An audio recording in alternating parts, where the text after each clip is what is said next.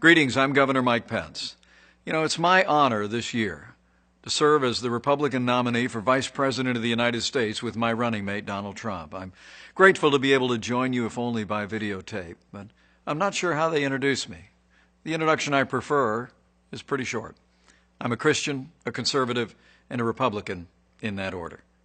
And really, it's as a fellow believer that I'm particularly honored to be able to address you today. I know every one of us has our own story about how we came to faith. For me, I was raised in a family where faith was important. Church on Sunday, grace before dinner. But my faith became my own when I made a personal decision to trust Jesus Christ during the spring of my freshman year in college. That night, my heart was literally broken wide, with gratitude and with joy, when I came to realize that what happened on the cross, in some small measure, actually happened for me. And I know all of you in the room share that same passion and that same sense of gratitude for what was done on our behalf. Years later, my faith has been tested, relied on more times than I could possibly count. All I know for sure today is I need Him more than ever. And He's really the center of my life and the center of my family's life. God's love really eclipses our failings, and as always, He's been a source of renewal and strengthening for this nation and for people of faith throughout our history.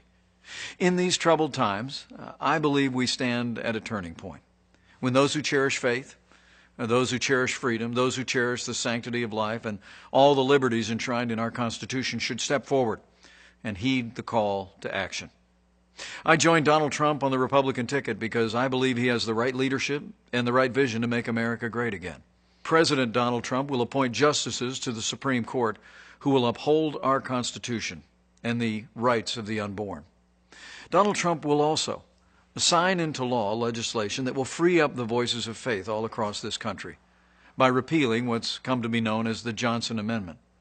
The Johnson Amendment's literally been on the books since the 1950s, and it essentially threatens tax-exempt organizations and churches with losing their tax status if they speak out on important issues facing the nation from the pulpit. Donald Trump and I are both committed to work with renewed Republican majorities in the House and the Senate to repeal the Johnson Amendment once and for all. The truth is that a careful study of American history has shown that the strength of our nation has come from our communities of faith. Throughout our history, it's been the voices of faith that more often than not have driven our nation to a more perfect union. It was the pulpits around the American founding that thundered against the tyranny of King George.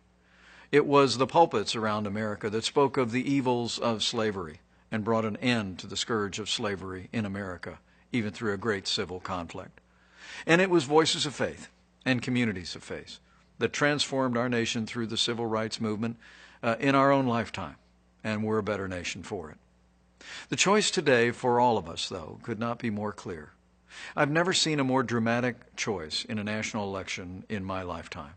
I truly do believe we're come to a time for choosing.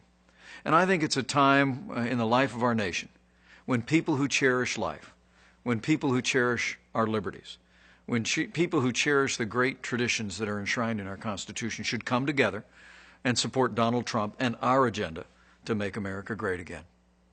In these troubled times at home and abroad, challenging times for American families, I'd like to encourage you to do one more thing, and that is to bow the head and bend the knee in the days that remain in this election.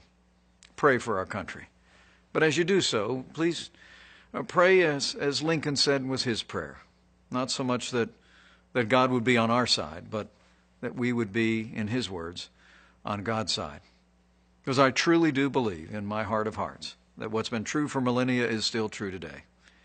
That if his people, who are called by his name, will humble themselves and pray, he'll again do as he's always done throughout the storied history of this nation. He'll hear from heaven, and he'll heal our land.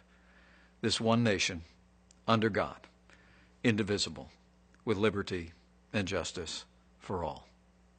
Thank you for giving me the opportunity to address you today.